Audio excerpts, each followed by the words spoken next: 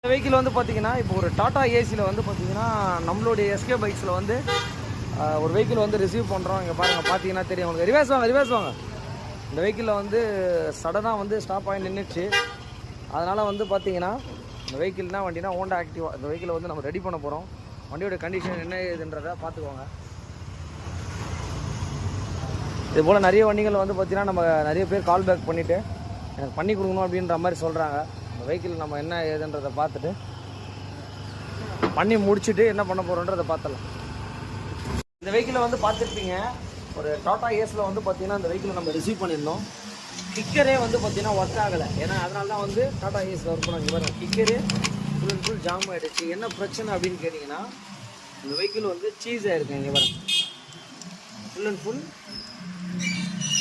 Vehicle என்ன ஆயிருக்குன்னா இங்கே பாருங்கள், தெரியுதுங்களா?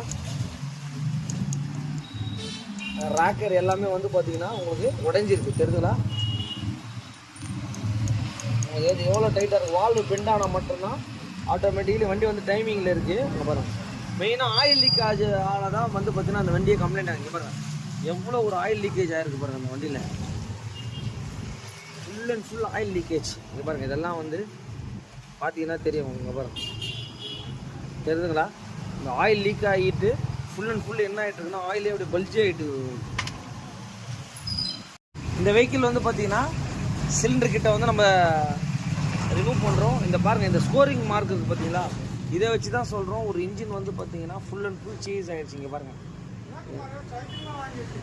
எந்த அளவுக்கு வந்து பார்த்தீங்கன்னா சீஸ் ஆகிருக்குன்றத பார்த்துக்கோங்க.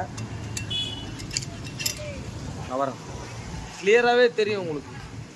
இந்த பிஸ்டனே வந்து பார்த்தீங்கன்னா ஆக்ஷனே இல்லைங்க. பாருங்கள், பிஸ்டனே சுத்தமாக உங்களுக்கு அதில் இதெல்லாம் வந்து பார்த்தீங்கன்னா ரொம்ப ஆயில் சர்க்குலேஷன் இல்லைன்னா இந்த மாதிரி ஆகிறதுக்கு வாய்ப்புகள் இருக்குது. இங்கே பாருங்கள்.